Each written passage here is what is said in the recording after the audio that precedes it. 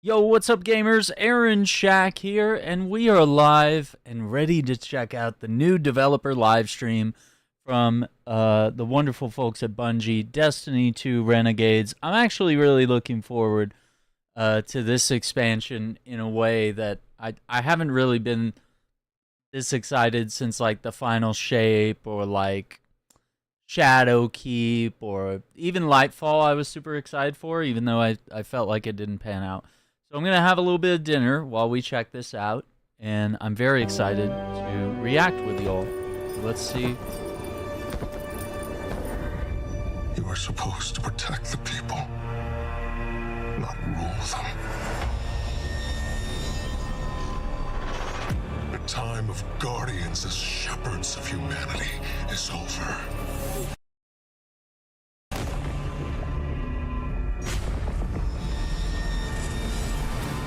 No!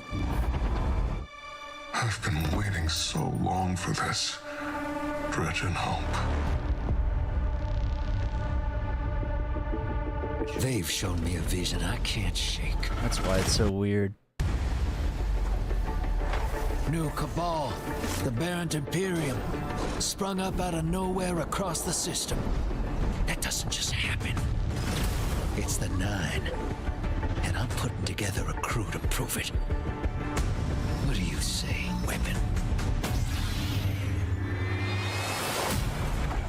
Welcome to the new Mars. Now the only law on Tharsis is the gun on your hip and the light in your hands. You'll do well here.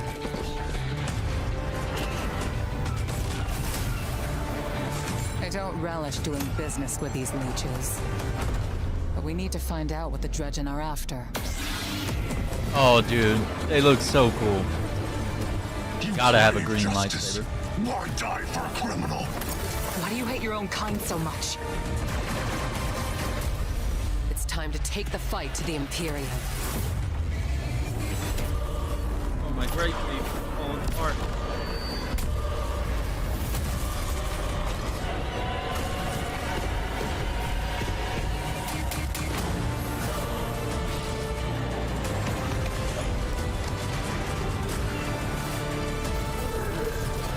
I'm getting, like, Taken King levels of hype for this campaign. You will fall. Just from this trailer. We meet. And hopefully we're not being overhyped. One play left.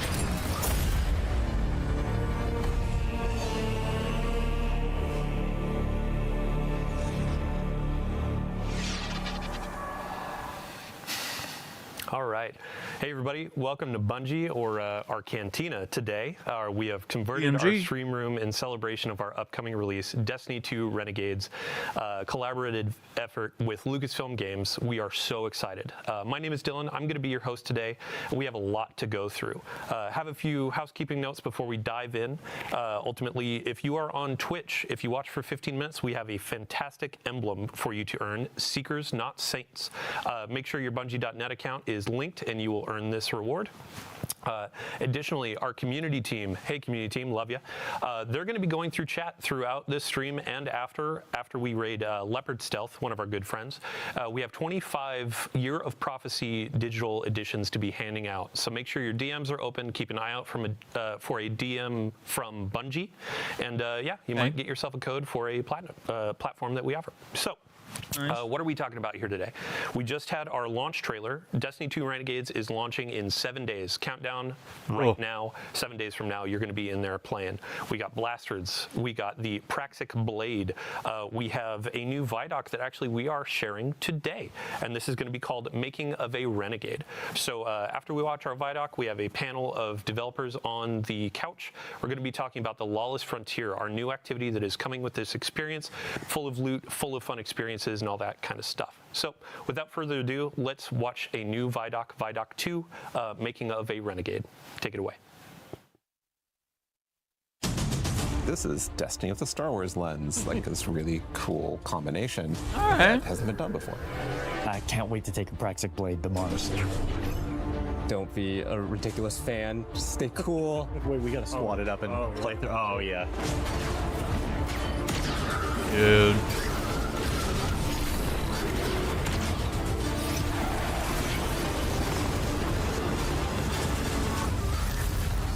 This is why we got into games in the first place. Oh, the X-Wings, dude. Early on, we developed this North Star, authentically Destiny, unmistakably Star Wars. It has to be something that feels like a Destiny story. It can't feel like a one-off. This can't feel like a side quest, right? Like, this has to be a continuation of the Fate Saga. I got this vision. I knew it came from the Nine. But with Star Wars beats and Star Wars visual.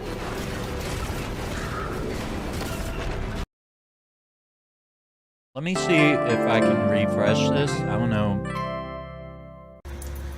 what's going on. Like, the video is just so weird.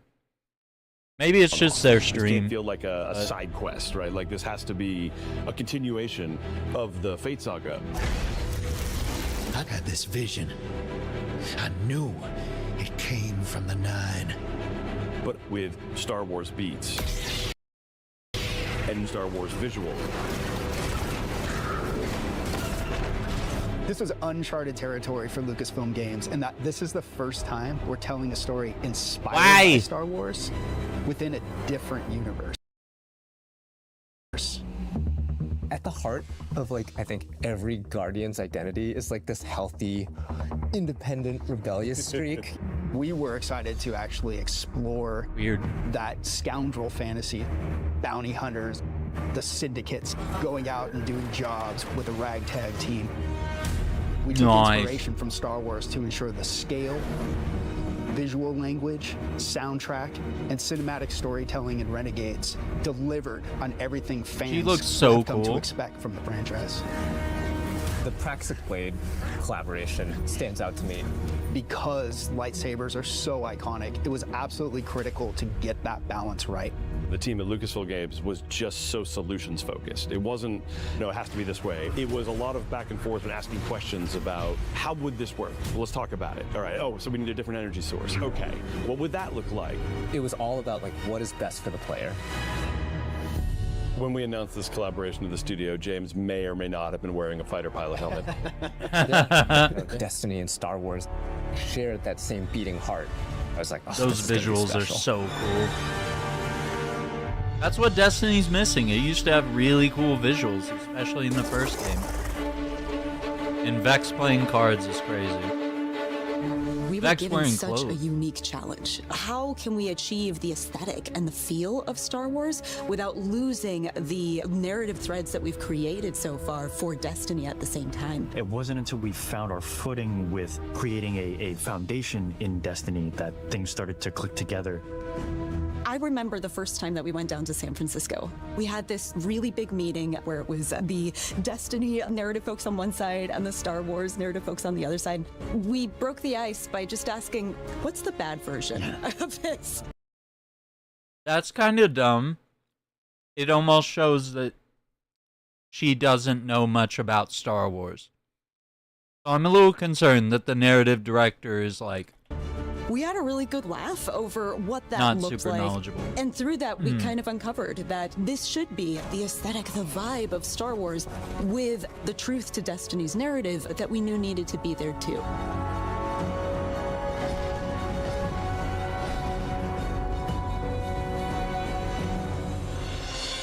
We begin 2 months after the Edge of Fate has happened. The world has moved and changed, and we're still trying to figure out what Binding the Nine means.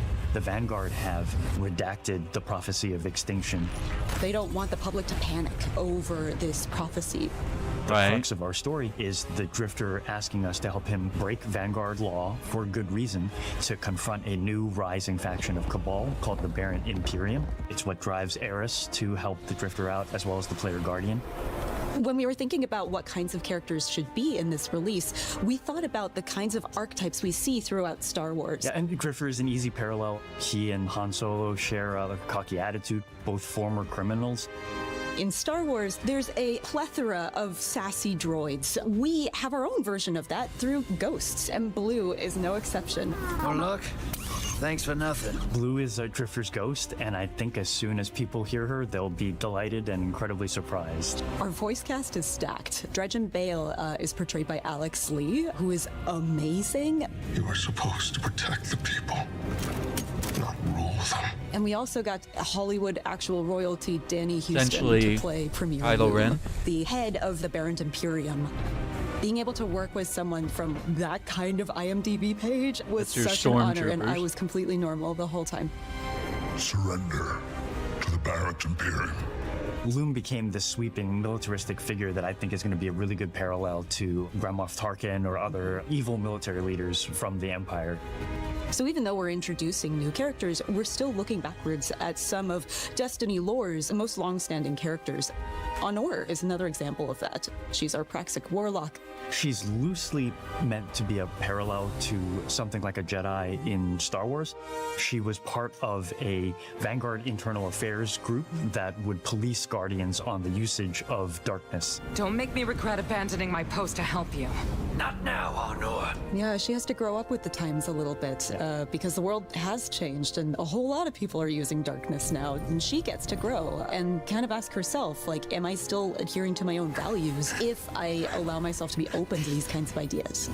The Drifter belongs with us. The Drifter left your cult long ago.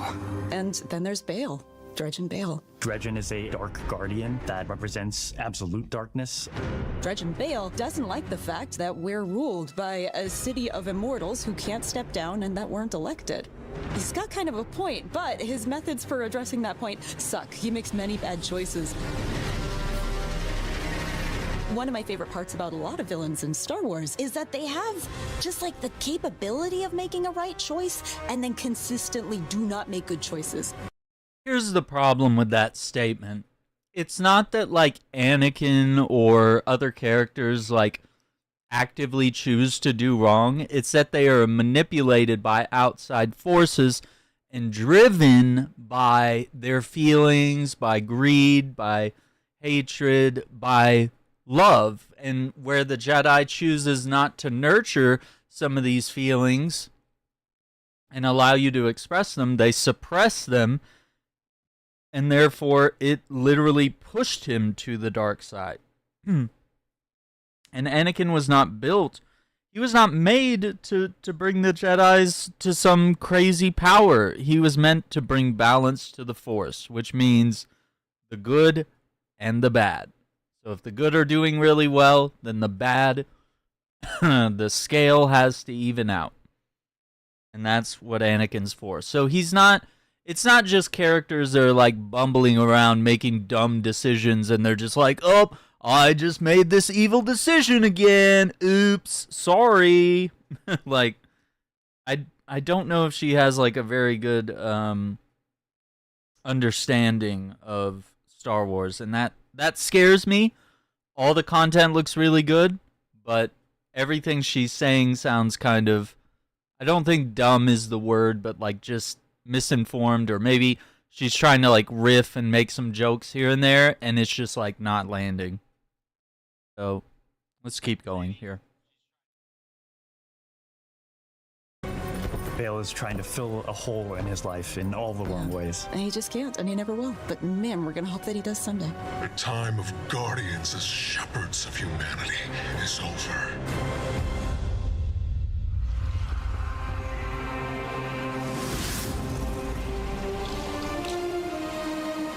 This has been an opportunity where you love Destiny, you love Star Wars, you want to do something with both. What are you going to put into it? Oh my God, it was such a challenge at first, finding that sweet spot of how do we make something that can live in both worlds and not feel out of place in either, but also feel totally new and exciting. It wasn't always about where do we find the exact middle ground, 50-50 Star Wars and Destiny, because at that point, you're feeling almost a little derivative. There was those moments along the way when we were like, this is just Star Wars. This is not the purpose of the collaboration. We want to have something kind of new that makes you think of both. I remember when we were trying to figure out what we're going to do with our new Cabal. We started in that place where it's just Cabal wearing a stormtrooper outfit. Yeah. But it wasn't until we injected more of that weird alien design of a lot of these armor sets that was kind of what switched it over from this is too derivative to this is really working. I think it comes through in the visuals in every single map. There are little Easter eggs and little treats here and there that we hit around, and Lucasfilm Games has been awesome at collaborating with us and even putting some of their input onto our maps so we can really give the players something exciting. The switch flipped in my head like, oh, we would never have done this without this collaboration was the Syndicates. Yeah. We're going places with the Vex and the Elixni and the Cabal that we really weren't going to go before. Oh yeah, and trench coats. And trench coats, yeah. We have Vex and trench coats that are playing cards. It's so awesome, and I don't think we would have dared do that if we didn't have this opportunity. No, and it was the perfect time in our universe to do it too. The Star Wars fans on the team just start coming out, telling their stories about what they're excited to build, and far be it from me to get in the way. We make a lot of weapons in Destiny. How do you take a weapon in Destiny, which we have literal like 4 digits of guns, and understatement, right? And make something that feels new, but also does justice for Star Wars. And Blaster was really obviously the choice. They're roughly in 2 groups. There's dynamic blasters, which are intended to be harder hitting, firing a ton. Brute force. And then we have a number of balance blasters. As you're shooting, and the heat is building up, you're going to have a venting opportunity where you can hit a perfect vent. It's like functionally a reload, so you can start shooting again much faster. Sweet. I gotta ask though, what about those Cabal blasters? Are they accurate? What difficulty are you playing on?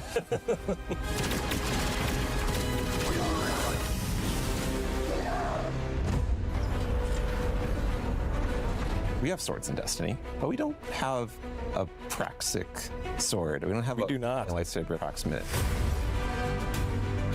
It's an exotic primary weapon that's kinetic, where you can reflect a bunch of blasts, kill enemies with it, and That's throw awesome. it out and get a ton of damage. You can throw the lightsaber, and it spins. And honestly, the Stormtrooper outfits don't look bad. Having the sandbox be Just able to kind of wish explain we this were new, fighting like, ability Stormtroopers ecosystem instead with of Renegade Cabal, abilities. We've taken so much of this opportunity and That's turned so it into cool. what we can like grow. Every corner of the game, from the art, the design, the audio, the music, the UI, the rewards, completely infused with the magic of the collaboration. It's really been a real treat to be a part of. Yeah, it's super satisfying. Oh, dude, the music.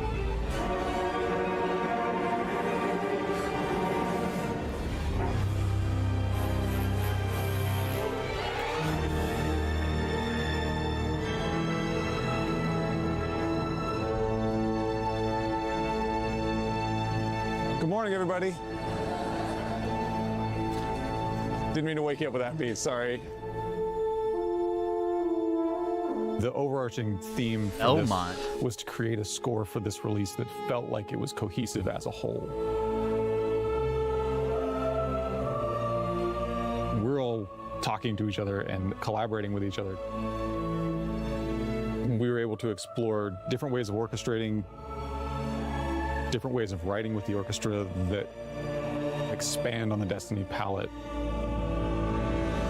and make it fresh and new. When I look at the Star Wars scores, there were certain elements that naturally fit string flourishes or wood flourishes that would play into a certain moment. Yep. When it's like, oh, I know I want something to feel more Williams, so I'll push it, not this Williams, but John Williams. I'll push it more in that world. Another thing too is the amount of percussion. I had some ideas that felt more full-on Star Wars, and once you like flesh out the percussion arrangement, it instantly sounds more Destiny as a result. For me, a lot of it was about framing, where when I use a lot of the Destiny themes, how I set them up and how I'm transitioning in and out of moments are much more Star Warsy in terms of the harmony and orchestration. I think the most exciting part about this was the opportunity to work with these guys and Mike. You definitely made it a point to they got bring us Michael together and Salvatore listen back to each other's music. But Brendan, you wrote something with the most beautiful oboe solo in it, and it drives me nuts that I didn't think of it first. No one wanted to follow Brendan is what it came down to. Brendan's cues just sound amazing from the start.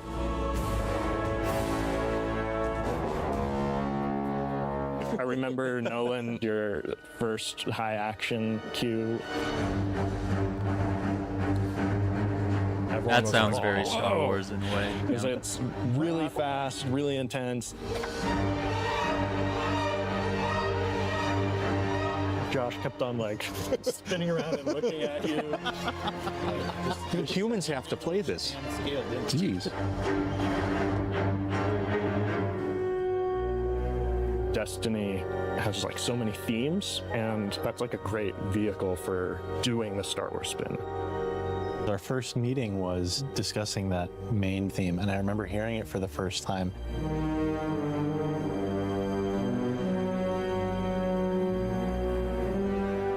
And everybody kind of perked up when we all heard it. We're all having ideas that were just a little bit different from one another. That was all sort of impacted what the final version of the theme was.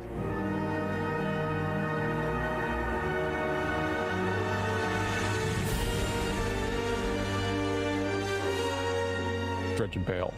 That kind of teed off the main theme, and the fact that we were exploring the idea of this kind of anti-Guardian character set in this story of scoundrels. We wanted something that would be a backbone to tell a longer arc story. It has a layer of ominousness to it, it has a layer of mystery to it, but it can be turned other ways. I felt a sense of menace. Yeah. I'm just excited to get to experience it with players. Just really hope that, personally, I've written something that they can really connect with and love, and if I can cause a couple of goosebumps in there, I'll take that as a bonus too. I hope players get taken on a journey that inspires them and makes them feel like this world is really unique and really special. My favorite feeling as a creator is getting to watch someone's look of like absolute surprise. I want players to feel hope, that exciting, boundless potential that Destiny has, and world of possibility that Star Wars unlocked.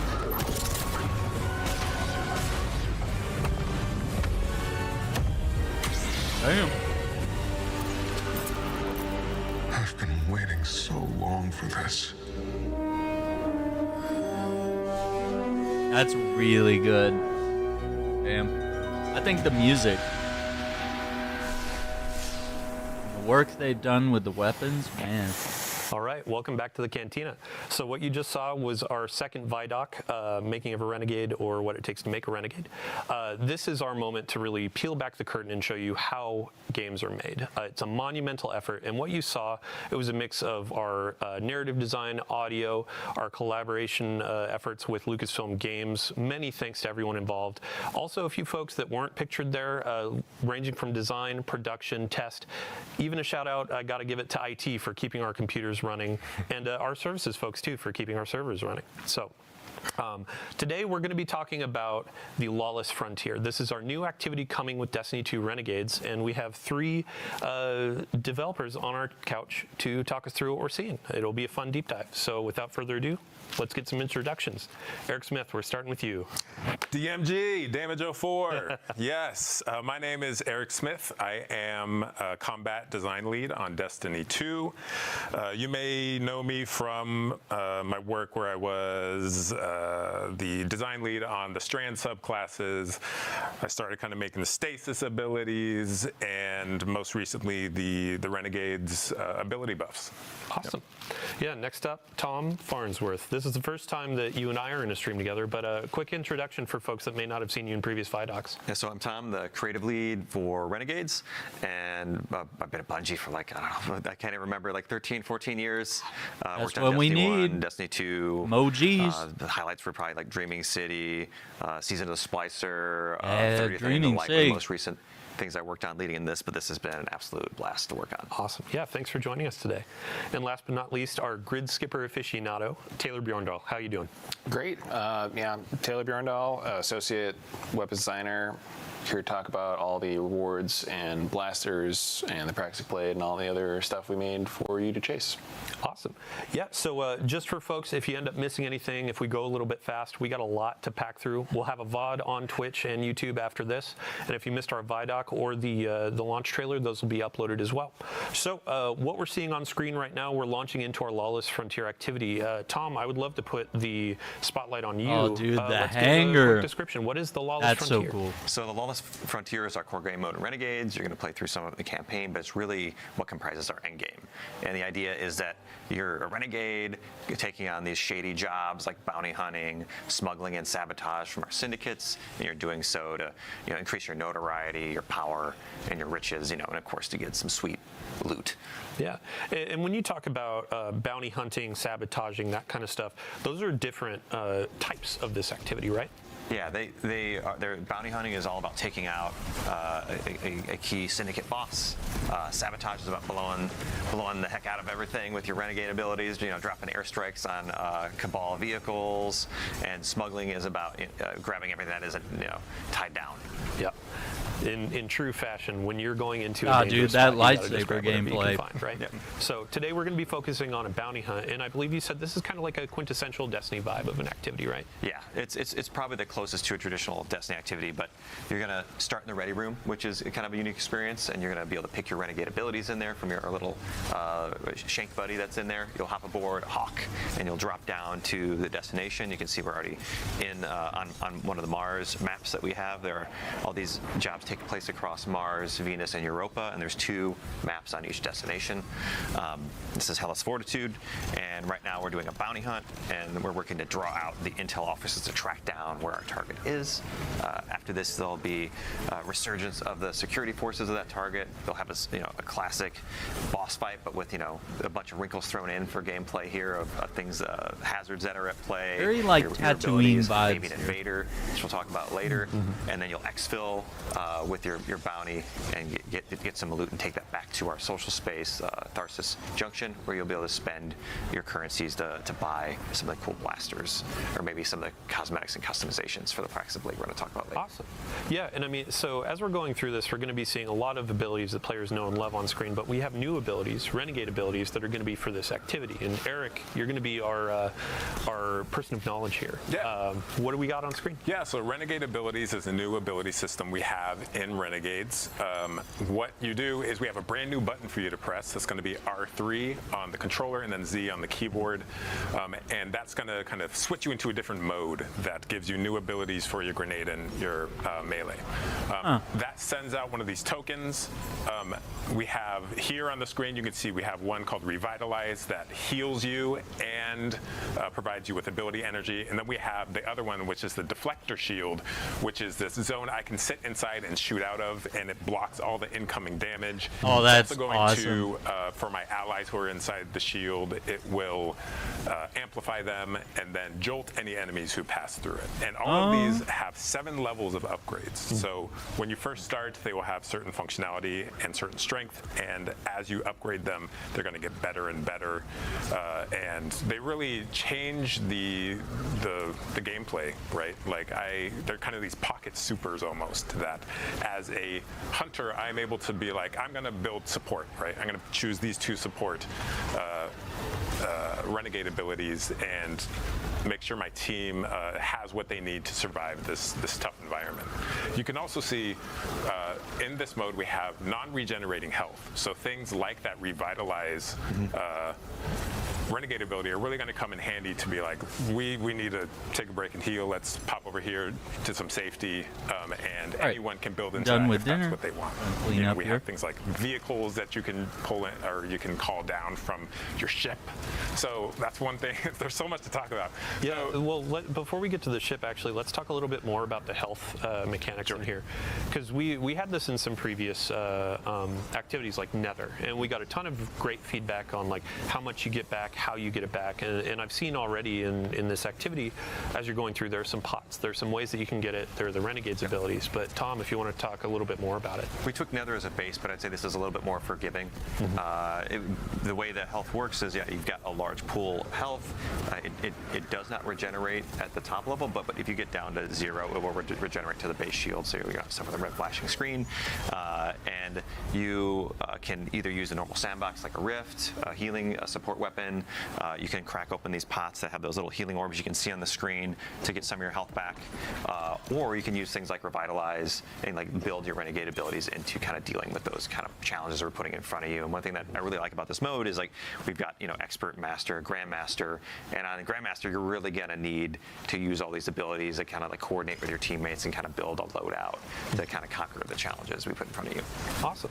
Yeah. So going back to, you had mentioned the ship when we're using our Renegade abilities. And I think earlier outside of the Vex Dome there was kind of like an airstrike that happened too, right? Yeah, we have a strafing run that you can upgrade, and your ship, so the one that you have customized and put your shader on, will fly through the arena and drop bombs in sequence, right? And as I upgrade this, it gets more and more devastating until it like is, beyond any of the supers we have in the game. It's incredible. There's another one that is the Cabal drop pod, and what that does is, if you're familiar with the Cabal drop pod, it is this giant metal ball that slams into the ground, and in this case it is almost like a supply drop because it's full of ammo, and it's also going to squish anything under us, and it does incredible damage. Not only that, but it will damage you and your teammates, so you got to be really careful. It will delete them. Yeah, just delete them. You got to be careful where you drop this. Offensive supply drop. Yeah, but you can be the Cabal now. You can turn it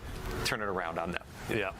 So Bjorndal, we've had you kind of sitting quiet over there. I'd love to talk about the blasters that our players have been using. So in the Vidoc, we were talking about the balanced blaster and the dynamic blaster. Can you break down each, just a quick review of each, and then we can talk through some of the reload mechanics? Yep, sure. So yeah, we have 2 sets of blasters. Or 2 different kinds of blasters. The dynamics are like more aggressive, harder hitting, faster rate of fire. They can like generally punch above their weight class, but they're like a little bit harder to manage heat on. The balanced blasters is more like a rain of bullets. Like I'm just gonna unload on a big pack of stuff and like really have like a deep mag. Cool. And what you can see on screen right here, these are going to be all the blasters that you can get from running our Lawless Frontier activity, and then we'll actually have a slate of blasters that you can earn through the dungeon, which we'll talk a little bit about later.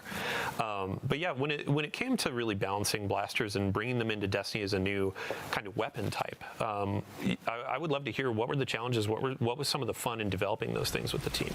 Absolutely, yeah. So like one of the things that was in the Vidoc was kind of finding the balance of like how much Star Wars versus how much Destiny we wanted on these things, and it was a collaborative effort with basically everybody on the team. These were Mercule's project for most of this release, but it was like a big effort on design, test, animation, audio to really sell the experience of using these and to make them look and feel the part for like what people would expect from both the Destiny gun and the Star Wars blaster. Awesome. Yeah, I mean, since we're on the topic of loot and gear, our Guardian right now is using the That's so cool. The like sort of allowing the exhaust to flow out and almost having like, I guess, some sort of like perfect active reload type system happening.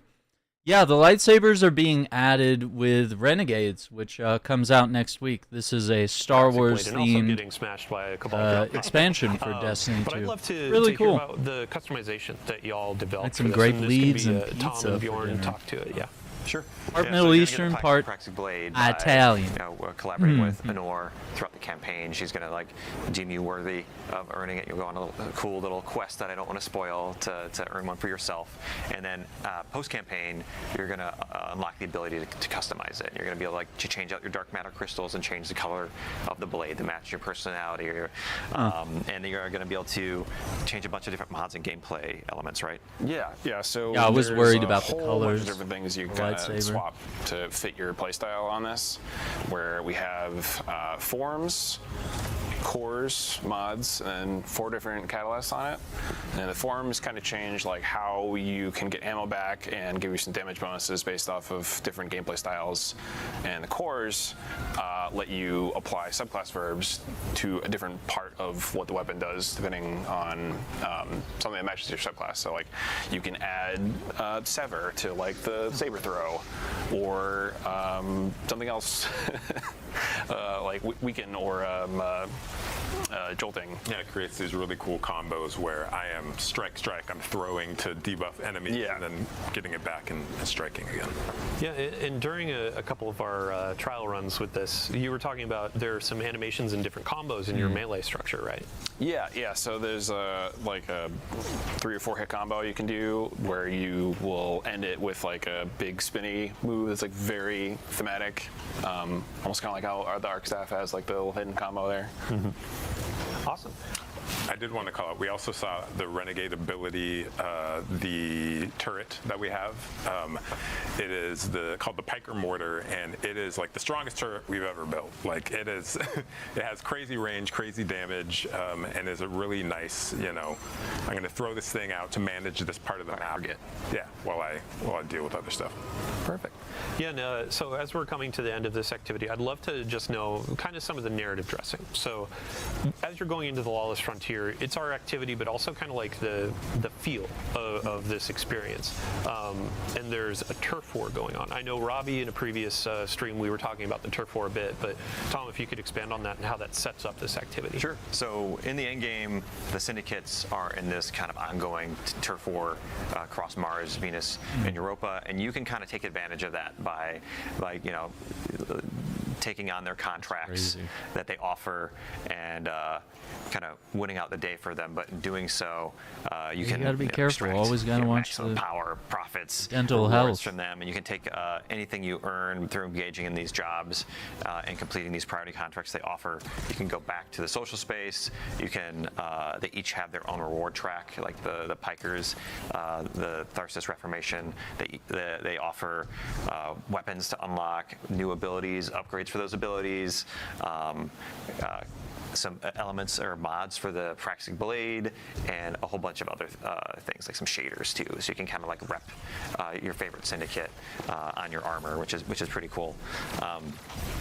It's definitely with the Lawless Frontier, it's one of the most cohesive and deepest modes we've ever built. Like everything from this mode ties into the holo map, into the different mini game modes within it, into the social space. I like that so pulse rifle. It's going to be exciting to see players kind of peel back all the layers. Oh, dude, and maybe get into Chewbacca's the crossbow. darker corners like Invasion. That sight is so and, I cool. mean, Yeah, so this we've is the progressed, pulse right there. We've defeated the boss that we were Pulse hunting rifle down looks for our good. bounty hunt.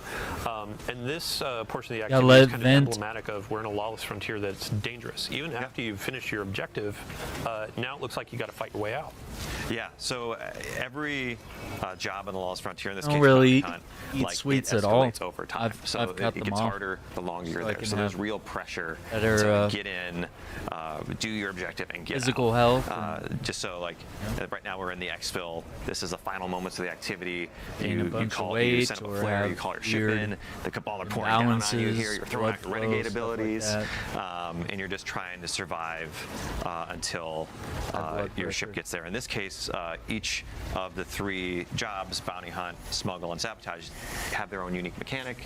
So for bounty hunt, you have to So take it's out like these 3 occasionally bosses, which you we just call retaliators here.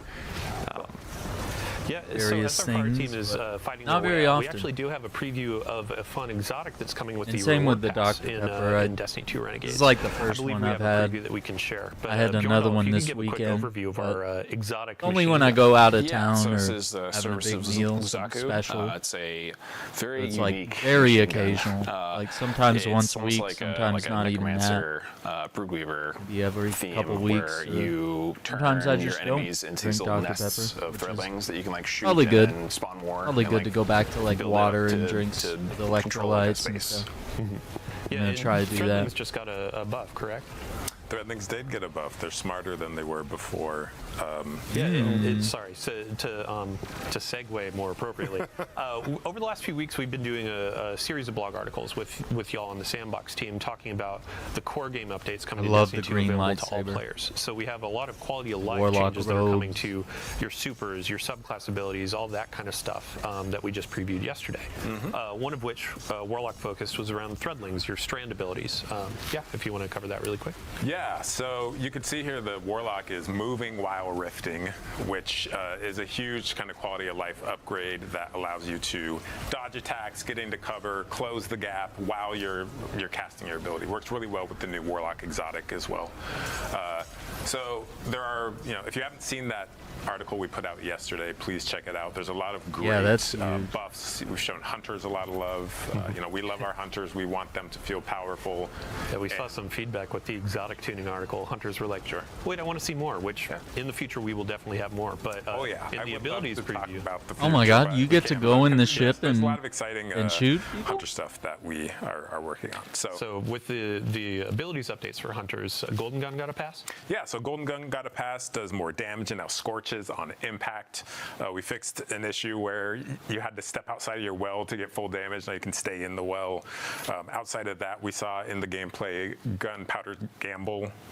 If you throw it and you shoot it before it explodes naturally, it does more damage, more radius, and also spits out little kind of seeker projectiles. Yeah, and as we're getting our loot, we need to cover the Titan changes for Sentinel. Sorry? Sentinel. Yeah. Oh my God, they did an emote this one. So Sentinel of the Shield lightsaber is battle. getting a shift a little bit. A bit of a rework, right? Yeah, a bit of a rework. The usage rates weren't great, and we want to provide something that is I always loved the Sentinel Shield, but as far as like, what am I going to take into a raid to not as support my viable. team? So in Renegades, your Sentinel Shield, as you're holding it up, your allies behind your shield are going to auto reload, and there's just kind of rhythm to it. So if you can fire at the right time, you can just like rocket. So it is like the actual like damage increase is big. Not only that, but as I guard my enemies and the shield takes damage, I'm charging this bar up that charges up my shield throw, and at full charge, that shield throw is going to do Thunder Crash level damage, which, depending on how players use it, maybe you even get 2 of those out of a single super. Like it's strong. And that's what we want, right? We want to provide that power fantasy to players. I think this era of Destiny is like fun first. We want players to have a great time and feel overpowered. I'm going to hold you to it. I honestly can't wait. But so we finished our activity, our first run of the Lawless Frontier. Now we're going to go into another. And Tom, you had mentioned invasions earlier in the stream. And this is going to be our opportunity to show a little bit of that flavor. We're going to look at some of the UI in the orbit screens and our new holo map, and then we're going to show what it is to be invaded. New optional activity type as well, right? Yeah. So in Invasion, like you might be familiar with Gambit.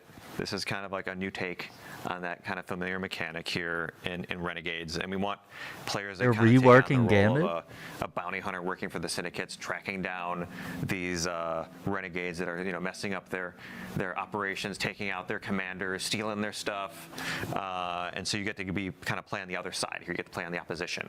So you're allied with all of the enemy combatants on the field. You can kind of wade in amongst them and pick and choose the strategic moment where you want to kind of like lash out at these players and like steal their bounty.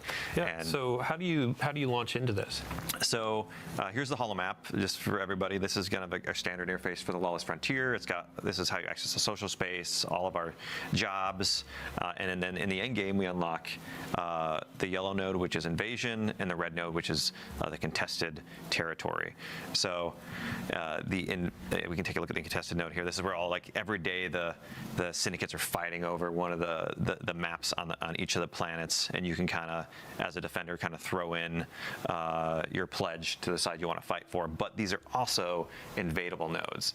So one thing I want to highlight is that invasion is opt-in. It's not a requirement. So if players don't want to deal with PvP, they can do like an expert difficulty for this, or they can just go to any of these other nodes on the map here that aren't invadable. But for the priority, the contested node on the highest difficulties, like that's where the highest rewards are. That's where the invasion is. Now, on the other side, if you're an invader, you don't need to worry about the nodes. You can just go to the invasion node. You need to have some death marks, which are a currency you earn by playing by just playing all Jason Bateman, he's great, man. And I need to watch the wrinkle first here is you Utopia, can, really. Actually wager those for additional rewards. So if we go to the little I just mostly have Dr. on the Pepper side, when there's I'm these out things of up there. town. There's the death It's marks. very rare that I You have can it interact on with here at them home.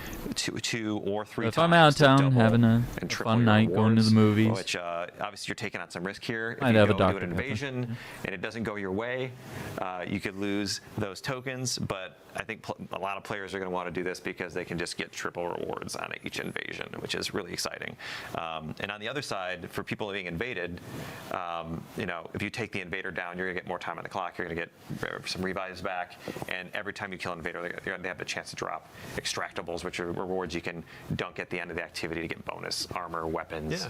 Yeah. Stellar. So let's get our invader launched in here. We'll go back to our gameplay team. Yep. But while we're loading in, let's talk about what is the actual approach to invasions. What are the objectives aside from seeking out guardians and destroying them?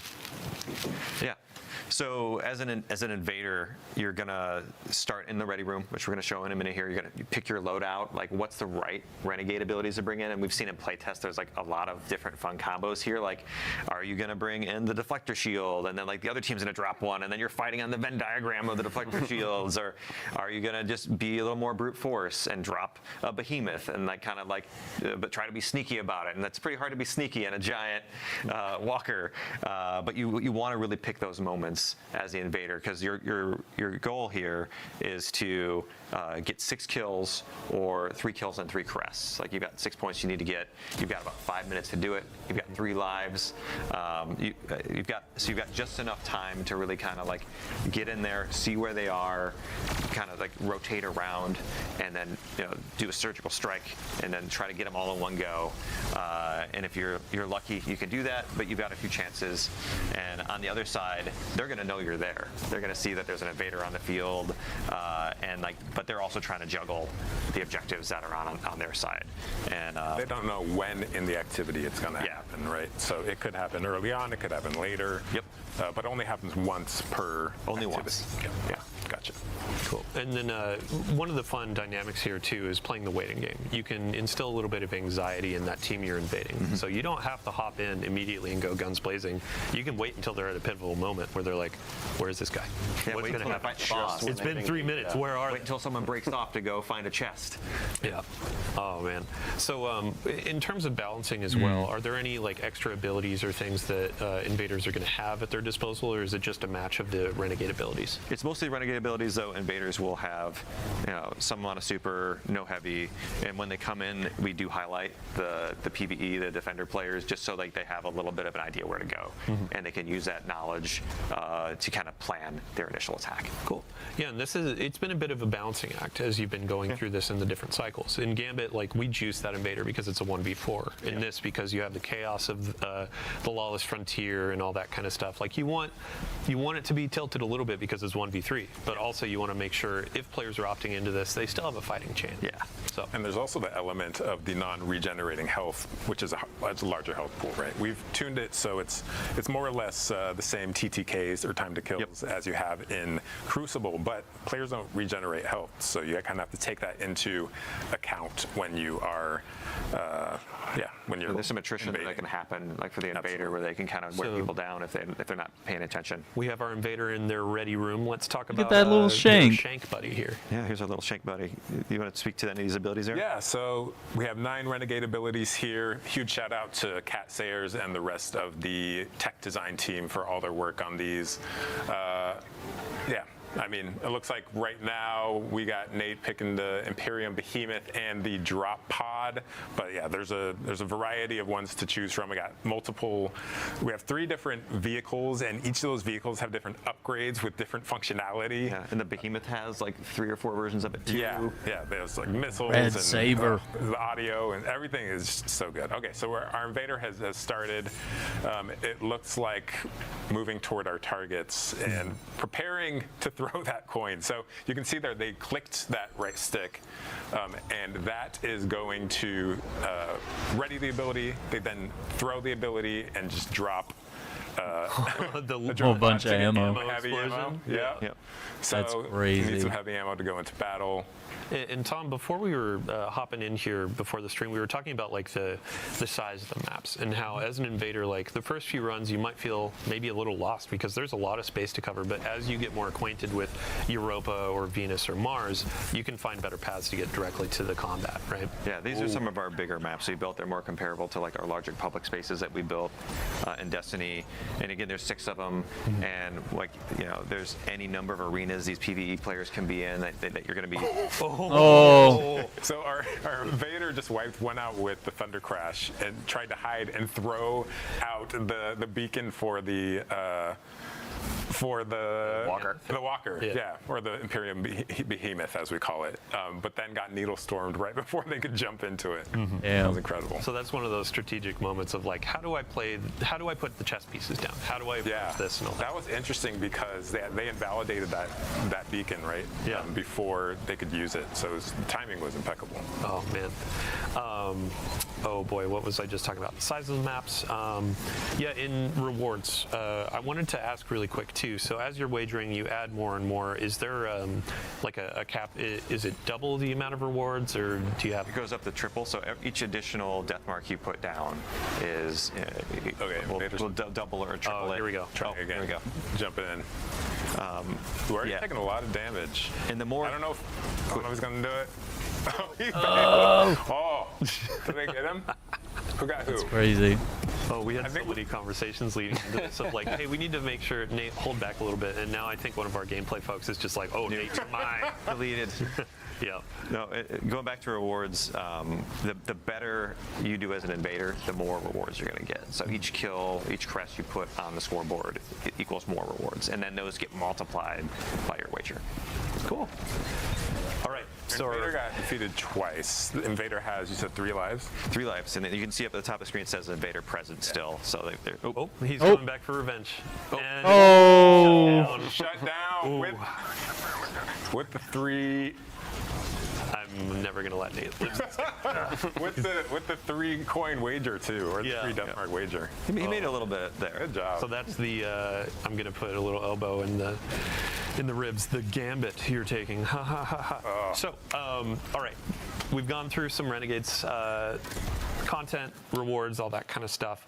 I would love to shift focus a little bit to. I don't know if that's something I really care about, but so in the I think that's a nice spin where Gambit is kind of some new weapons that we're lost offering. We its also luster. have an armor refresh for a bunch of our activities. And Bjorn, I'm going to put the spotlight on you. So starting with our Vanguard Ops sort of armor set, this is going to be earned through Solo Ops, Fireteam Ops, and our new Arena Ops activity, which is bringing back 6-player activities to our portal, which is really exciting. It's going to be kind of like your militaristic, hey, I'm a grunt. I'm getting in there. I'm fighting the dark forces.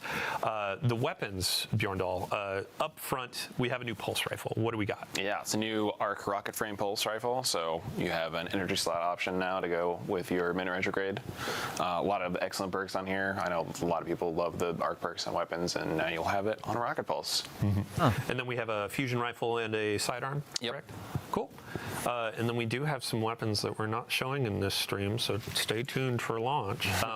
But next up, we're going to have our Pinnacle Ops. So in our previous season, it was a kind of streetwear samurai, and this armor theme is Kendo. And then we have 2 returning weapons that I know players have been pretty excited about seeing in the past. Some new perk combinations, but also a new heavy crossbow. Yeah, so this is a new Void crossbow to kind of fill out our elements for the crossbow now. And I think this one can get box breathing, which is new. Should be pretty good for what crossbows do. Oh boy. So box breathing, aim down sight, get extra damage, and then run up to the enemy. Box breathing doesn't apply to Serrated Edge, but you pull the bolt back out and do some more damage. That'll be a fun loot. Next up, Crucible. So this armor set is actually pretty fun. Over the years, we've done thematic sets tied to weapon foundries. So in the past, you've seen Hake, you've seen Tex Mechanica, and now Suros is up to bat for the Crucible, and Shackcast is going to be handing these out. We also have some weapons up to slate. Fusion Rifle is a returning favorite, I believe. Yep, yeah, Riptide's coming back. We have a new aggressive Void Hand Cannon and a high-impact machine gun. Awesome. And then let's see, last but not least, Trials of Osiris. So another offering for our PvP audience.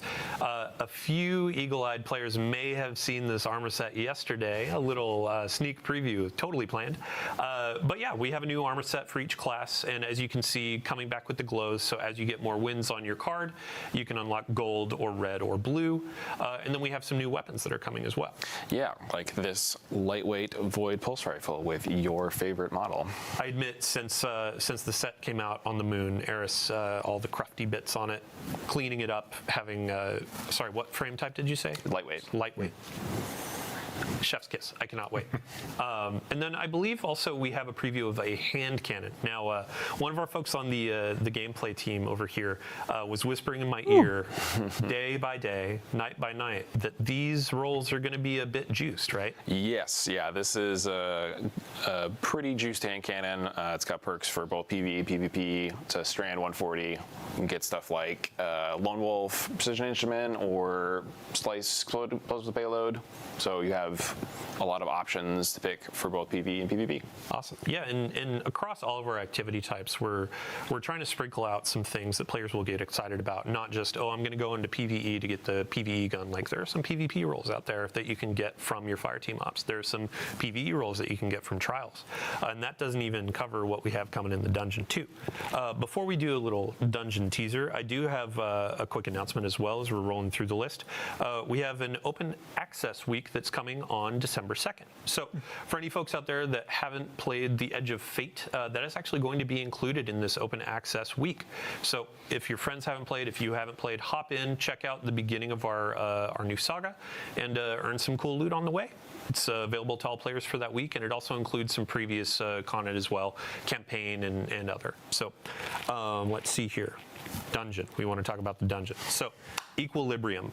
This is going to be our new dungeon. The race begins on December 13th at 10 a.m. So that's the second Saturday. We've already announced the time, but if you haven't penned it in, if you haven't gotten your fire team together, get ready for contest mode.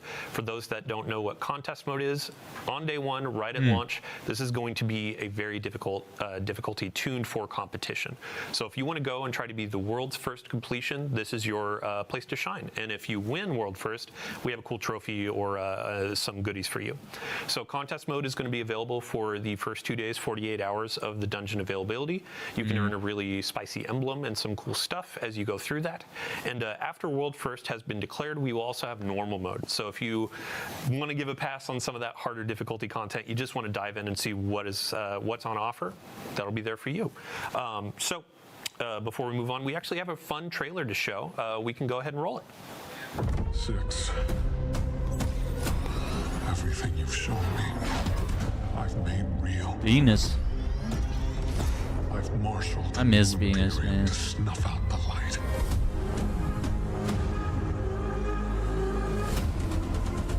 My violence is yours. You know what comes next. Give me strength.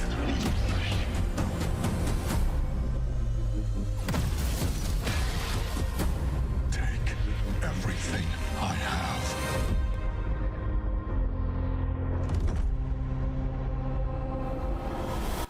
Welcome back. So watching that trailer, I just realized we actually missed something with Invasions. We were talking about the Praxic Blade and customization. There are different saber colors, correct? Yeah, there's a wide variety of classic colors that I think players are going to have fun chasing down throughout the end game and maybe even Invasion. Awesome. Yeah. I mean, we showed it on the screen. Red invasions. Yeah. So, okay, moving right along, ending out our show, we're going to be covering what is going on through the end of the year. So during the launch window, we'll have some really cool things coming around. Vanguard orders are coming in week 2. And then after that, we're going to have the Dawning returning. So this is our winter celebration, our event, inviting Guardians to hop in, play some activities, get some fun rewards, and bake cookies for their favorite vendors in our tower. So Tom, just a really brief description for folks that may not know what the Dawning is.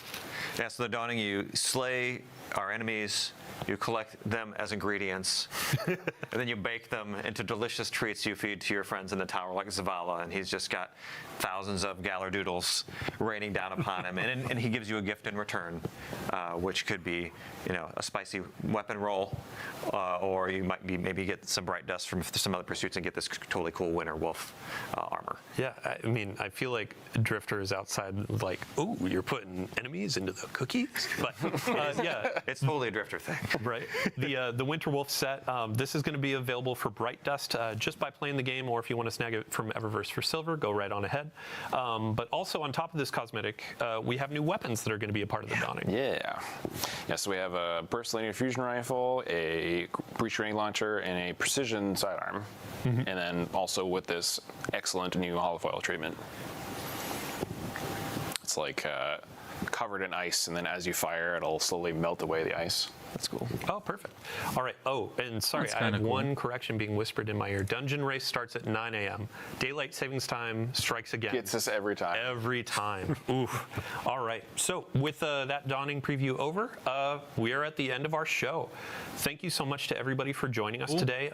As I said earlier, it has been a monumental effort. A ton of folks throughout the team have been crafting this experience, collaborating with Lucasfilm Games, and really just making something for you, our players. And we really, really hope you enjoy it. So thank you for coming. We're going to kick it back to our launch trailer here in case you missed it at the top. And again, if you missed the Vidoc launch trailer, check out our YouTube. And after this, stick around. We're going to be handing it off to one of our community members, Leopard Stealth, a friend to us for many ages, a guardian of all time. But also, I don't believe he existed before 2004, I've been told. So 04 or bust. Thanks again, everybody. We'll see you next time. Yeah, let's see that trailer one more time. You are supposed to protect the people, not rule them. The time of guardians as shepherds of humanity is over. It's very anti-Guardian. He doesn't like that Vanguard are like unelected waiting leaders. so long for this. Dredge and hope. They've shown me a vision I can't shake. New Cabal, the Barrent Imperium, sprung up out of nowhere across the system. That doesn't just happen. It's the Nine, and I'm putting together a crew to prove it. What do you say, Weapon? Welcome to the new Mars. Now the only law on Tharsis is the gun on your hip and the light in your hands. You'll do well here.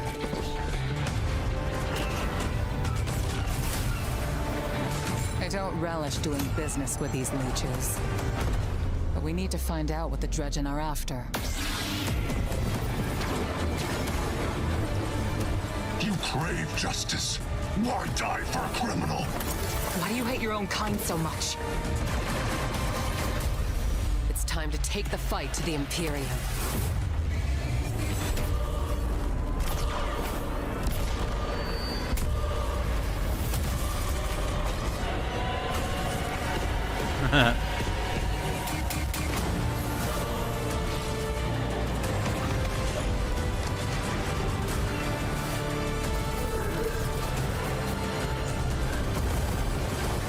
Finish it. The Imperium is yours to lead. You will fall. But next time, we meet. Only one play left. Ooh, with the thorn.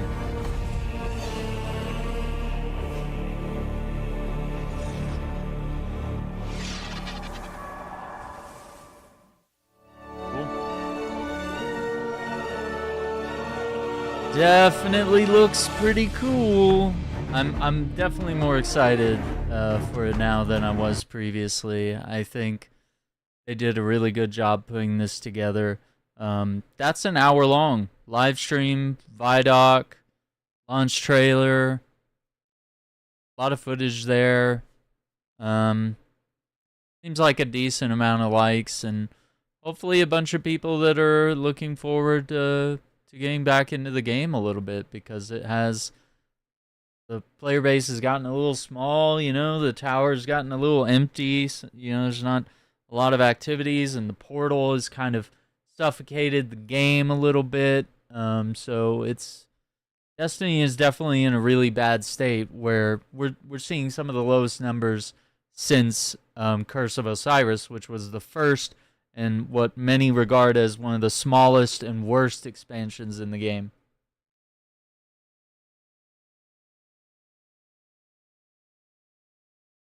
So, I do have another special treat.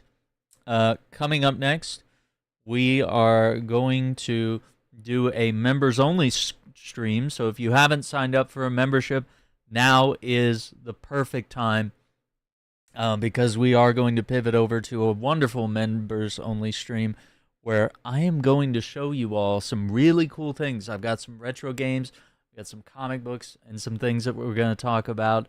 And of course, make sure you've checked out Shackcast episode 79. Some cool stuff about what we're doing with the channel, and we talk about some recent movies, including Glenn Powell's The Running Man, Wicked for Good, and of course a little bit of Superman 2025 in there as well. So I hope you all enjoy that. Tomorrow we will jump back in. We have some indie games that we want to take a look at, and you know, of course, we covered the new Warhammer 40k Space Marine 2 update today, and that was really fun, really cool. So we'll do that. And we'll work on getting some prep in on Elden Ring Night Reign for the new expansion that comes out soon. And, of course, preparing for Destiny 2's new expansions coming. A lot of things. A lot of things. So, stay tuned. Hang tight. We'll be live again with a wonderful members-only stream here in a few minutes. Thank you for watching. I hope you're as excited about Destiny 2's Renegades expansion as I am. I really haven't been this excited for a while. I really hope it's something special. I think the game has gotten boring, and the fun is gone, and the player base is gone. Most of the friends are gone, and it's just not a fun game to play alone. And the weekly ritual of doing nightfalls and grinding on multiple characters, those were the good old days. And I don't know. I guess that's behind us. We'll see. So, here's to Renegades. I don't know if it's enough to save Destiny, but it could at least put us on the right track. Until then, take care, be safe, and hang tight if you're a member on the channel. It's a wonderful way to support the channel, keep us going, and keep the incredible high-quality content that I try to deliver here. Much appreciated, so it's my way of giving back. So, take care. We'll see you in a bit. Bye.